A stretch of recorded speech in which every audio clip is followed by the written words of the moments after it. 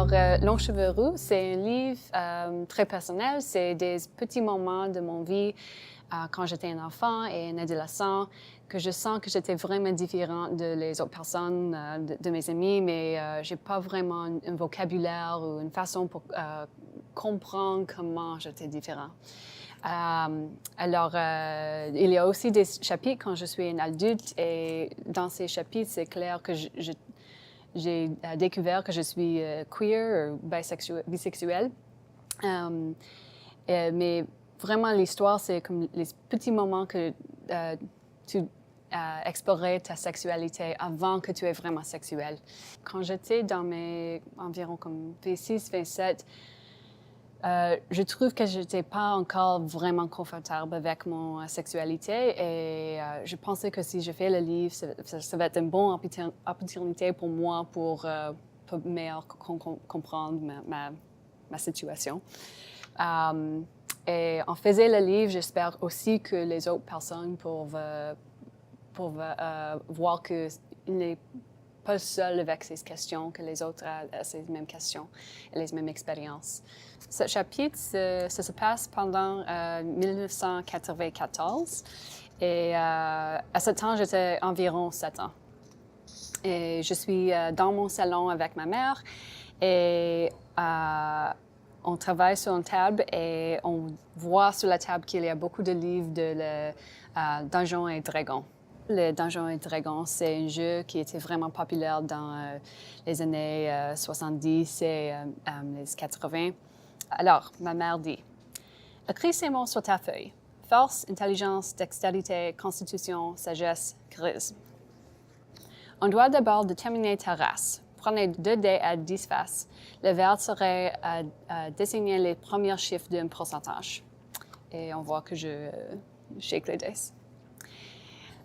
Donjons et Dragons n'était pas un jeu pour les enfants, mais nos parents nous en avaient appris les règles dès notre plus jeune âge. Je regardais mes dés et j'ai dit, « Est-ce que c'est bon? »« C'est bien, mais tu dois être un humain. »« Je voulais être un elfe comme Aaron. »« Ta sœur a obtenu un meilleur score que toi.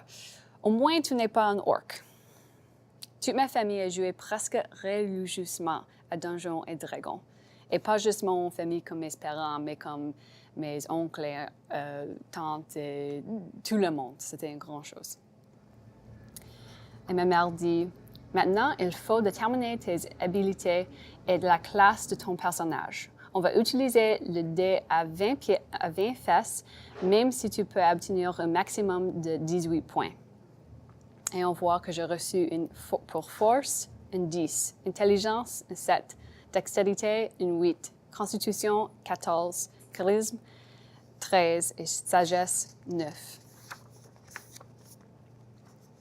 Mes parents nous ont appris à jouer pour que nous participions à leur aventure, qui durera souvent toute la fin de semaine. On les ralentissait un peu, mais c'était plus simple que de trouver quelqu'un pour nous garder.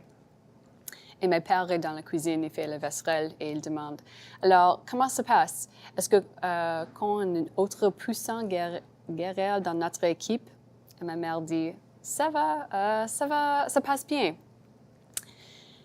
Selon les règles, tu peux remplacer un de tes scores par un 16. Je veux augmenter mon charisme.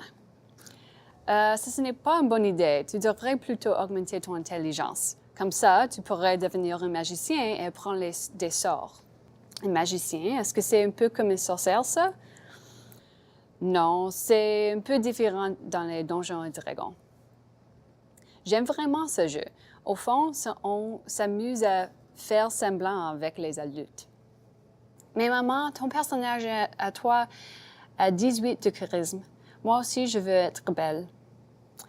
Mieux vaut être intelligent. Et puis, 13, c'est pas si mal. Tu devrais être contente de ce que tu as. Et mon père entre le salon. Je vois qu'on a affaire à un magicien. Et on entend une gronde, et mes petits frères courent dans le salon. Et en même temps, mes parents criaient « Allez jouer en bas! » Ça, c'était comme une des phrases de ma vie dans cette maison parce que on a comme beaucoup trop de personnes dans une petite maison. Mais maman, il n'y a rien qui me rend ma magicien spéciale. Peut-elle avoir les cheveux roux au moins? Ou s'il faut brasser les dés pour ça aussi? Non, ça tu peux choisir toi-même. Quand tu aurais fini ton dessin, va faire tes devoirs. Je dois aller coucher tes frères. Oui, oui. Et on voit que je dessine ma magicien. Amber, elle s'appelle Amber, ma magicien. Et c'est tout.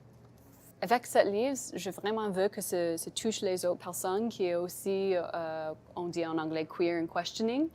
Et souvent, je reçois les courriels par les personnes qui le livre a vraiment fait une connexion avec.